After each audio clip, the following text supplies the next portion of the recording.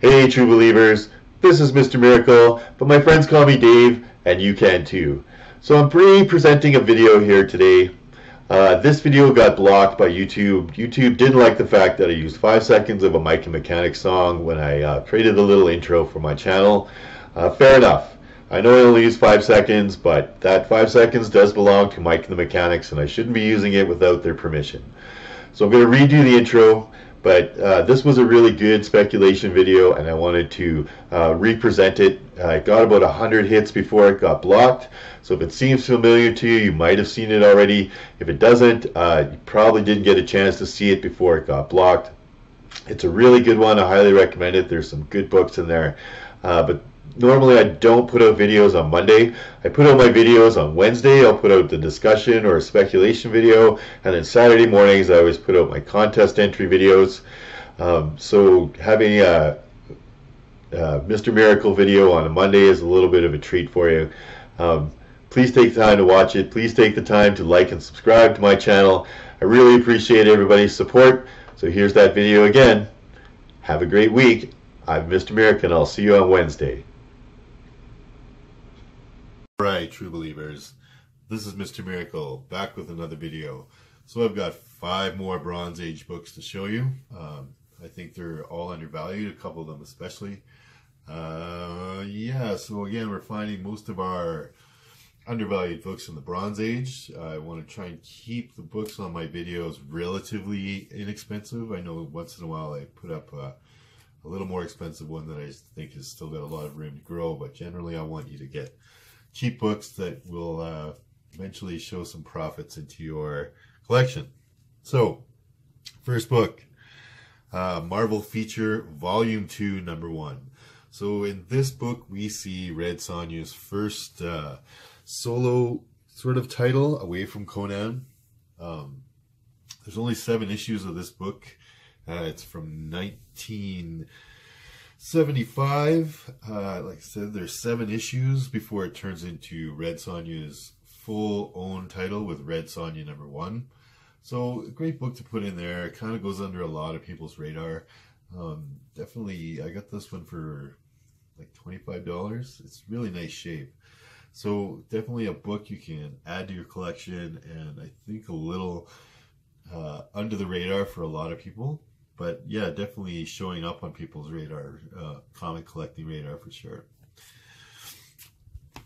Let's take a look. And this one is probably my favorite of all the books I'm going to show you today. And it is Spidey Super Stories, Volume 1, Number 1, 1974. I don't know if there's anybody old enough watching this show to remember the Electric Company. And on that, on the Electric Company, they had little shorts called Spidey Super Stories. Well, they also made it into a comic book for kids, being as the Electric Company was for kids. This is the first issue of that whole series. You might have heard more about Spidey Super Stories number 39, which has an appearance of Thanos, where Spider-Man stops Thanos and then the New York Police Department arrests him. Yeah, it's quite the issue.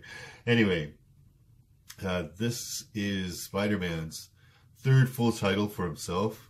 Amazing Spider-Man was first, then Marvel Team Up, and then Spidey Super Stories came out, of course, in 1974. One little trivia about this. I'm not going to take it out of the bag and board here, but on the back is a pinup poster, and it has a picture of Morgan Freeman. It has a picture of all the people that were on the Electric Company, but Morgan Freeman was one of them. The Electric Company was Morgan Freeman's first acting job, professional acting job. So there's a picture of an illustration of Morgan Freeman by John Romita Sr. on the back. That's not going to add to its value. It's just kind of a little trivia. But yeah, I definitely think that like high grades, you can still get this book. People haven't been grabbing it up, so there's lots of high grade ones that are still floating around out there. Well, I wouldn't even say lots, right? This is a kid's book. Lots of these books got handed to kids, put in toy boxes, run over by big wheeled cars and Tonka trucks, and run out and got dirty and wrinkled and ripped. because little kids don't, collect comic books in the same sort of manner that you or I would. So getting a high grade copy of this now, I'm like, this is a book to hold on to for a little while, but yeah, I'm definitely starting to see a bit of a rise in the value of this, and more of these books being snapped up. So Spidey Super Stories #1, definitely a good book to put into your collection. The next book on my list here, go to Detective Comics. So Detective Comics #405, which is the first appearance of the League of Assassins. The League of Assassins in the movies, they call them the League of Shadows. It's Ra's al Ghul's Assassin's Guild, as it were. Yeah, you can still find this book for less than $20. I mean, it's not the most reason that this book even sees that much value is because it's a Neal Adams cover, and I really like this Neal Adams cover as well. It's definitely classic Neal Adams. I really like that whole Batman in the trees with the big moon and everything behind him. But yeah, for such a important part of Ra's al Ghul's backstory with the League of Shadows or League of Assassins, and how important Ra's al Ghul is as a villain for Batman. Yeah, I think this book should see a lot more price than it does, for sure. So definitely one to go out there and grab. Detective Comics #405. The next book I've got on here, I find it quite undervalued, and I don't really understand why. Star Wars #2. So Star Wars #2, it's from 1977, of course, when the movie came out. It's so many first appearances in it. First appearance of Han Solo in a comic book. First appearance of Chewbacca in a comic book. First appearance of Greedo in a comic book. First appearance of Jabba the Hutt in a comic book. First appearance of lightsabers in a comic book. First appearance of the Millennium Falcon in a comic book. Right, with so many first appearances, and Star Wars being so popular and getting more popular, and I know, Disney's really trying to push some more Star Wars stuff, and I hope they really do a much better job with the next movie that's coming out. I have a lot more hope for that one. But yeah, you see like first appearance of Boba Fett going for, multiple times what this book is going for. And Boba Fett is not such, he's an iconic Star Wars character for sure, but not in the same way Han Solo is, or Chewbacca is. So again, if you don't know, the first 5 Star Wars books all had reprints come with them. So be careful you don't just buy any copy. Make sure you're getting a first print copy. This was a first print copy here. Here's an example of a reprint copy, right? So, this one, I believe, without the code and this little star means it came out of a collector's 3-pack that you could buy at different department stores in the toy aisles, right? So there are a couple of different second printings and third printings of this book. Try and get a first printing, but yeah, still cheap book that you can get for in decent shape for $20. Okay, so last book on our list here, I am going to pick The Incredible Hulk #142, the first appearance of Valkyrie. Everybody says, oh, Avengers 83 is the first appearance of Valkyrie. It is not. It is not the first appearance of Valkyrie.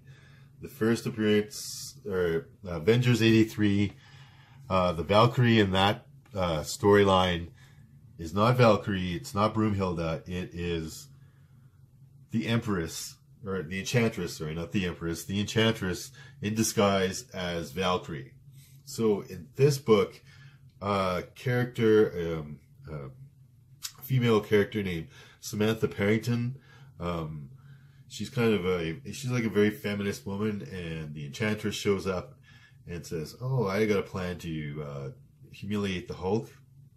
Her and the Hulk and the Enchantress have a big fight in Hulk 102. So to get revenge on her here in Hulk 142, she sees this woman, Samantha Parrington, and bonds Broomhilda, the Valkyrie soul, to Samantha Parrington's and transform her in pure essence into the Valkyrie.